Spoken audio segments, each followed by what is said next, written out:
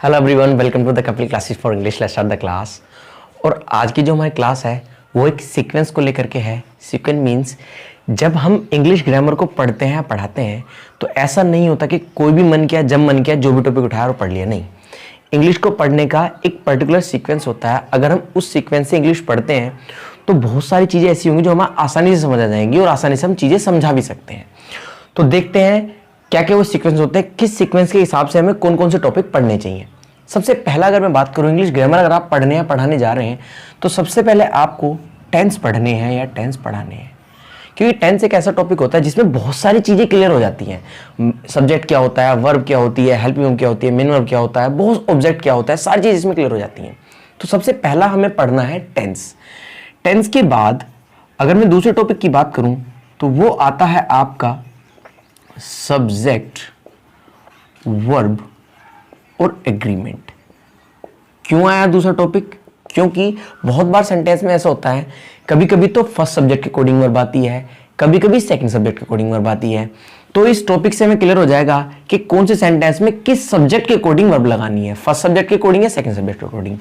अगर मैं तीसरे टॉपिक की बात करूं तो तीसरे टॉपिक में आते हैं सेंटेंस, जिसमें बोल सकता हूं टाइप्स ऑफ सेंटेंसेस, जो कि सबसे पहला आता है कॉजेटिव वर्ब भी बोल लीजिए ना, कॉजेटिव सेंटेंस बोल लीजिए।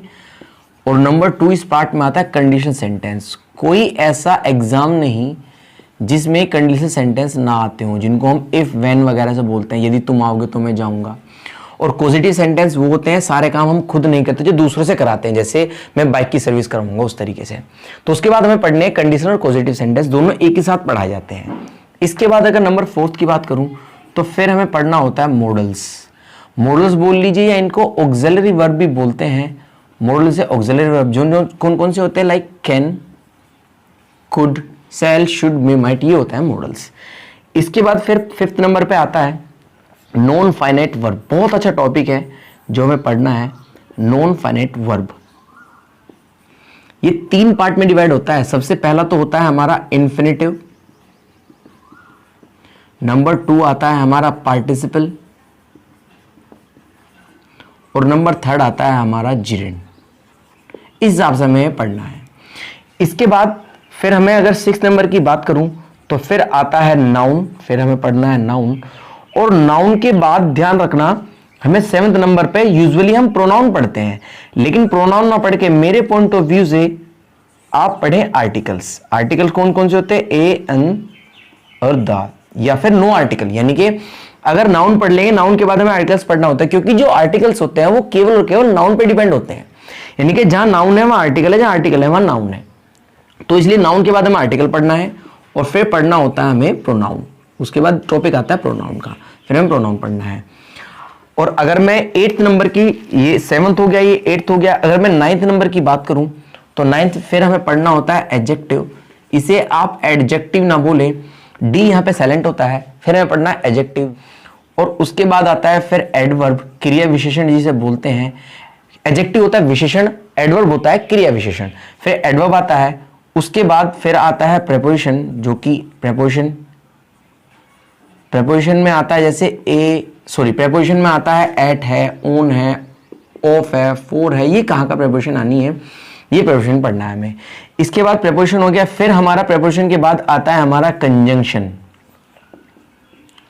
कंजंक्शन बहुत अच्छा टॉपिक है, लाइक ईदर और, नीदर और, ये कंजंक्शंस होते हैं, कंजंक्शन पढ़ना है। और कंजंक्शन में ही पार्ट आ जाता है क्लोज का, जैसे प्रिंसिपल क्लोज, सबऑर्डिनेट क्लोज। काफी हद तक ये प्रोनाउन में भी आ जाता है, और बाकी इसमें आ जाता है क्लोज में सबऑर्डिनेट क्लोज है, कोऑर्डिनेटिंग क्लोज है, वो सब कंजंक्शन में ही पार्ट आ जाता है।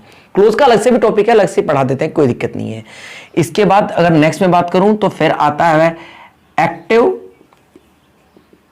और पैसिव वॉइस, जिसे हम बोलते हैं। एक्टिव तो सब ये होता है, ये सब एक्टिव है, टेंस वगैरह में एक्टिव आ जाएगा।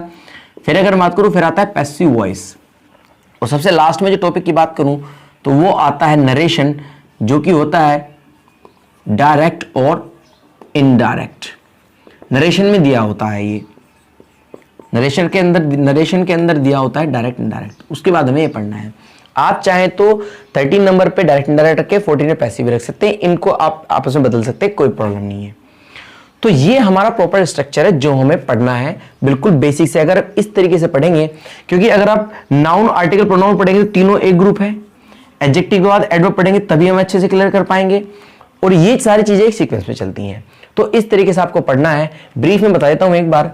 सबसे पहले हमें टेंस पढ़ना है, फिर वर्ब एग्रीमेंट होता है, फिर सेंटेंस पढ़ने होते हैं, कॉजेटिव और कंडीशनल सेंटेंस। सेंटेंस वो भी होते हैं सिंपल, कॉम्प्लेक्स और कंपाउंड, वो भी एक पार्ट है सेंटेंस का। उसके बाद फिर मॉडल्स आते हैं, auxiliary verb, can, could, shall, should, may, might. फिर आता है non finite verb, infinitive, participle और जेरेंड।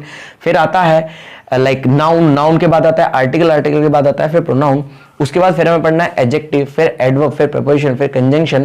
कंजंक्शन के बाद एक्टिव पैसिव वॉइस, फिर डायरेक्ट इनडायरेक्ट जो नरेशन में आते हैं वो इंटरजेक्शन इन्हीं के अंदर आ जाते हैं। तो ये हमारा पार्ट।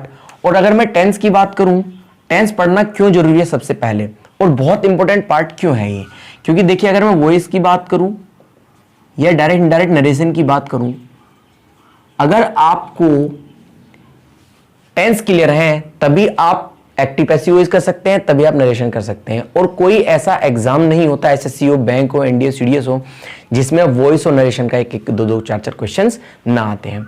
तो इस तरीके से आपको पढ़ना है। और कोई क्वेश्चन क्वेरी हो kindly write in the comment box, kindly subscribe the channel. Stay home, stay safe, God bless you, take care, bye bye.